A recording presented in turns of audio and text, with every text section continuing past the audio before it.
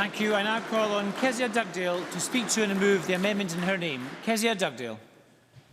Presiding Officer, I wish this was the start of a two-day debate on education in Scotland, that we could focus on the need to close the attainment gap. We could put forward proposals to give young people the best chance in life. We could come up with innovative ways to lift 260,000 Scottish children out of poverty. But instead we are back, talking about the only thing that has ever really mattered to the SNP. Nicola Sturgeon wakes up every single day thinking of ways to engineer another referendum, because leaving the UK is the only thing that matters to her. It isn't improving education in Scotland. It isn't living children out of poverty. It's independence. That will always come first. And the truth is, it always has. When the first majority Labour government established the NHS and the welfare state, the SNP wanted Scotland to leave the United Kingdom. When the last Labour government introduced groundbreaking anti-discrimination laws, maternity and paternity leave, the national minimum wage, tax credits, rights at work and civil partnerships, the SNP were arguing for Scotland to leave the United Kingdom. When the UK Labour government delivered a Scottish Parliament, the expressed will of the people following a referendum, the SNP still campaigned for Scotland to leave the United Kingdom. Brexit isn't the motivation for another referendum, it's just the latest excuse. Now, we have heard a lot from the First Minister about mandates, but people have noticed the shift in the SNP's language. They used to demand that the will of the Scottish people be respected, but the will of the Scottish people was very clearly expressed in 2014. 85% of our fellow citizens voted in the first referendum, and they voted by a very clear majority to remain in the United Kingdom. More than 2 million Scots, in the biggest mandate ever given to any political leaders in Scotland's history, voted to remain in the UK. That is the will of the Scottish people, and that is what should be respected.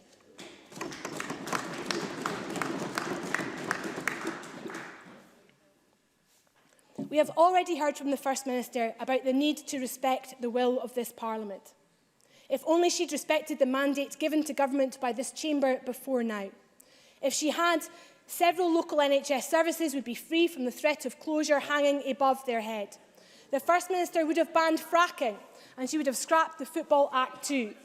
This Parliament has had its say on Highlands and Islands Enterprise and the Scottish Funding Council.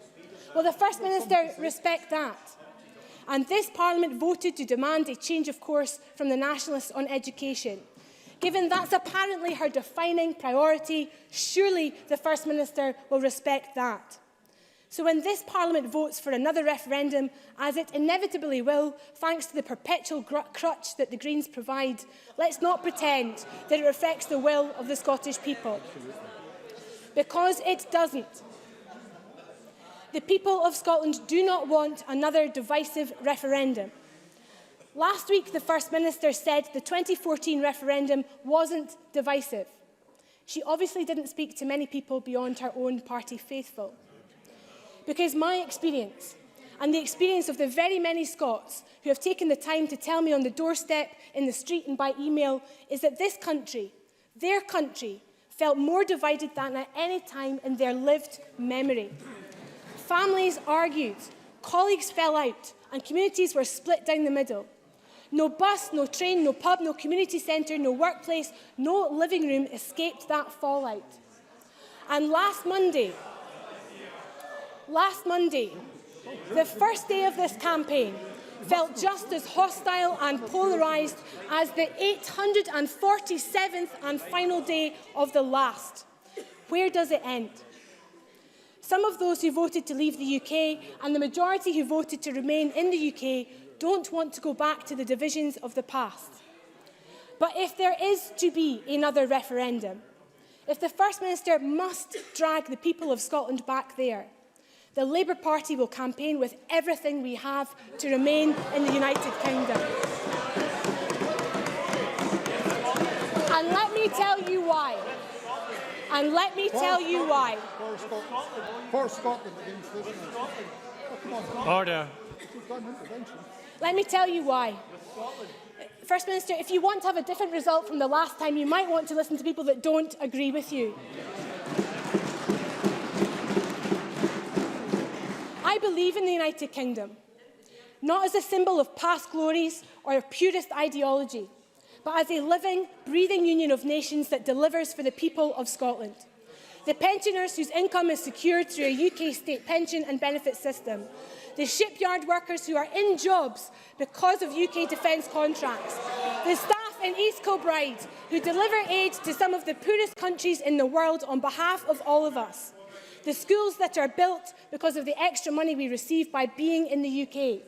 The NHS that we built together and is sustained because we pool and share our resources across the whole of Britain. The businesses, large and small, that are able to thrive because of access that they have to our UK single market. The scientists who carry out life-saving medical research because of funding from UK research councils. These are the things that I value the most. These are the things that being part of the United Kingdom has delivered for families across Scotland. So much prosperity and security. And at a time when so much of the world is ravaged by division, when the trend in too many places is separation, I value the fact that our four nations come together to share sovereignty and resources. That we recognise that together we're stronger, more so than we ever could be apart.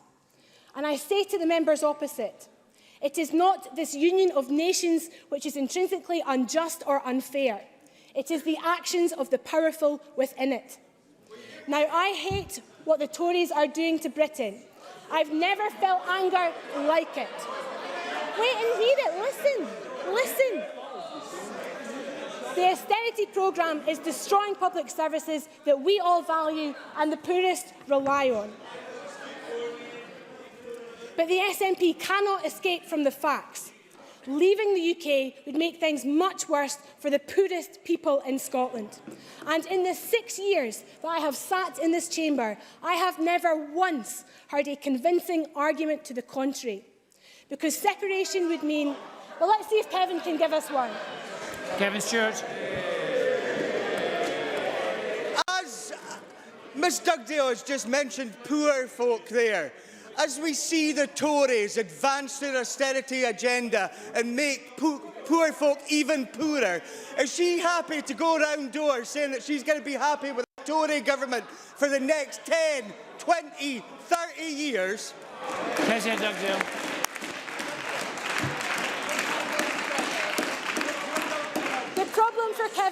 The problem for Kevin Stewart and indeed the rest of the SNP members is that they want to replace Tory austerity with turbocharged austerity. Because the truth of the matter is, separation would mean £15 billion worth of cuts. £15,000 million worth of cuts to schools and hospitals. The government's own figures tell us that. It means cuts to pensions. John Swinney told us that. It means an end to UK defence contracts that keep thousands in work. Those are the facts. The nationalists don't want to hear them. They will howl and they will rage. They will question the patriotism of those who back unity over division, but they cannot escape the reality. We are stronger, richer, fairer and a better nation by remaining in the United Kingdom. Tomorrow evening, Scottish Labour MSPs will vote against a divisive second independence referendum. That was our manifesto commitment to the people of Scotland, and we will honour it. I move the amendment in my name.